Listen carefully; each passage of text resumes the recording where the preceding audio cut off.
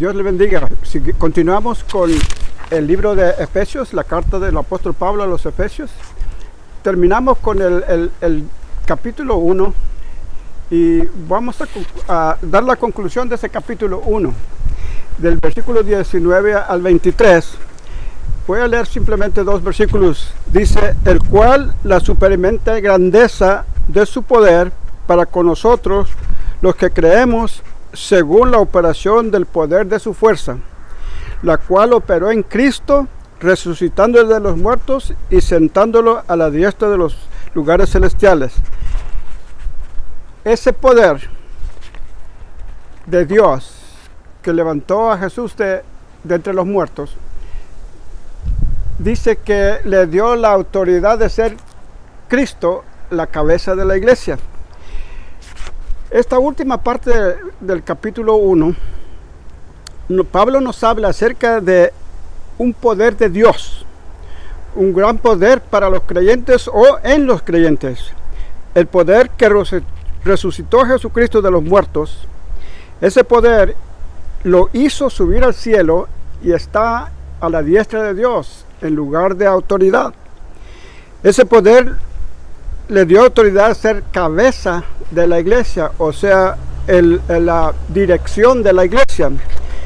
Si Cristo es la cabeza de la iglesia, el cuerpo de la iglesia de Jesucristo la iglesia es el cuerpo de Jesucristo, y la iglesia es un instrumento en las manos de Dios para cumplir el plan redentor o salvador de Jesucristo aquí en la tierra.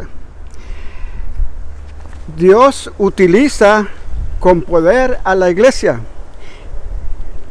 Los creyentes tenemos una responsabilidad de cumplir ese propósito de Dios de redimir, de comprar, de salvar al mundo de sus pecados. Pensemos en ese gran privilegio y quizás un honor que tiene la iglesia de representar a Cristo aquí en la tierra. Nosotros somos las manos, los pies, las bocas de Dios para la salvación de todo el mundo, de todas las gentes. Un grupo de personas redimidas que se han arrepentido, han aceptado a Jesucristo como su Salvador personal, han sido llamados para anunciar las buenas nuevas. Ese poder debe y habita en nosotros, y ese poder que Dios ha dado a la iglesia es para honra y gloria de Él. Pero vivimos en un mundo lleno de maldad, de rebeldía y muchas otras cosas que nos distraen. Vamos a pensar nosotros que nosotros somos el cuerpo de Cristo, los mensajeros de Jesucristo. El mensaje es de paz, de amor, del perdón de pecados, pero antes la persona, para obtener el perdón de pecados, necesita reconocer que es pecador y necesita reconocer ese gran amor de Dios. Jesús, al instruir a sus discípulos, les da una ordenanza. Por tanto, id. Le dicen en el capítulo 28 de Mateo, versículo 19, por tanto, id y haced discípulos a todas las naciones, enseñándoles que guarden todo lo que os he mandado. Y dice que yo estaré con vosotros todos los días hasta el fin del mundo. Entonces tenemos una obligación, responsabilidad de compartir el Evangelio. Pero el Señor Jesucristo dio la orden. Nosotros como iglesia debemos obedecerla. Y dio la orden no sin antes darnos la promesa de la presencia de su poder en nosotros. Así es que estamos privilegiados. Necesitamos nosotros apreciar ese poder de Dios, vivir en ese poder de Dios y confiar en que Dios está en control de nosotros. Estamos en el mundo, vamos a entenderlo, vamos a aceptarlo, estamos en un mundo y nosotros somos pecadores por naturaleza, pero cuando nosotros venimos a conocer a Jesucristo como nuestro Salvador, venimos a nacer de nuevo, empezamos una vida nueva en Cristo y venimos a ser nuevas criaturas y las cosas viejas deben haber ya pasado. Y el apóstol Pablo les hace recordar a los hermanos de Éfeso, ahí en el capítulo 2, tienen todas las bendiciones, todos tienen el poder a sus manos, pero recuerden, dice el capítulo 2, versículo 1, dice, y Él os dio vida a vosotros cuando estabais muertos en vuestros delitos y pecados, en los cuales anduvisteis en otro tiempo, siguiendo la corriente de este mundo, conforme al príncipe de la potestad del aire, el espíritu que ahora opera en los hijos de desobediencia, entre los cuales también todos nosotros vivimos en otro tiempo, los deseos de nuestra carne, haciendo la voluntad de la carne y los pensamientos, y éramos por naturaleza hijos de ira, lo mismo que los demás. Le está diciendo Pablo, ¿sabe qué? Acuérdense, Dios nos salvó. Nosotros estábamos condenados en nuestros delitos y pecados. Vamos a ver los versículos en la siguiente ocasión, pero déjenme darle un resumen de lo que vamos a ver en el capítulo 2. La vida del creyente antes de su conversión, la vida del creyente después de su conversión y la vida de delitos y pecados, una vida muerta y caminando bajo el poderío del diablo es una vida muerta.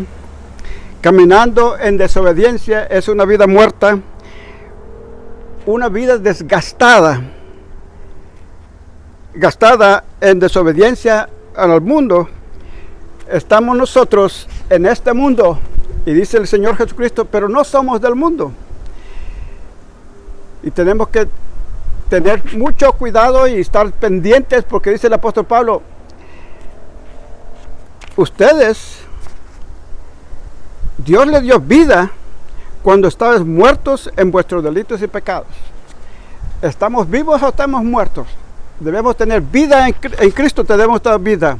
Una vida bajo la ira de Dios. Vamos a ver acerca de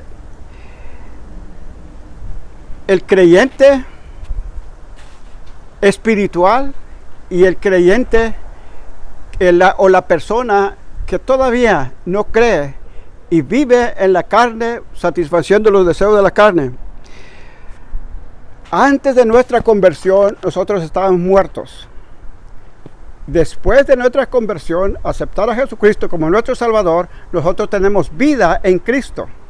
Y la vida en Cristo es el mismo poder que levantó a Jesucristo de los muertos, está en nosotros. Ahora, ¿cómo podemos nosotros hacer uso de ese poder de Dios? Debemos nosotros cada día reconocer las grandes bendiciones de Dios, reconocer nuestros pecados y confesarlos a Dios, arrepentirnos y pedirle a Dios que nos ayude a no regresar a ellos.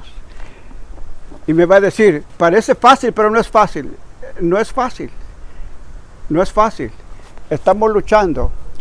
Pero debemos nosotros darle permiso al Espíritu de Dios que nos transforme completamente.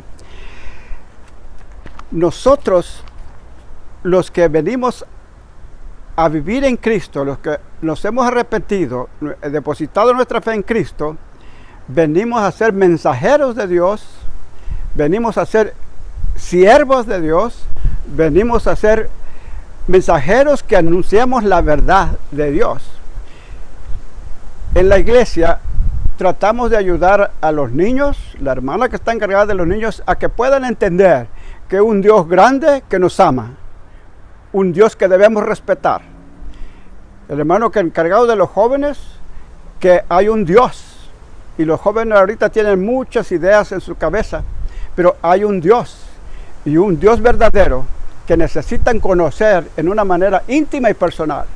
Entonces, al leer la Biblia, al escudriñar la palabra, estudiar la Biblia y orar al Señor, el Espíritu de Dios nos va a ayudar a entender nuestra naturaleza humana y entender y apreciar ese poder de Dios, ese mismo poder que levantó a Jesucristo de los muertos y le dio vida y lo ascendió al cielo y está a la diestra de Dios. Ese mismo poder nos ayuda para que nosotros podamos cumplir lo que Dios nos ha llamado a hacer aquí en este mundo. Somos la iglesia, la luz y la sal de la tierra.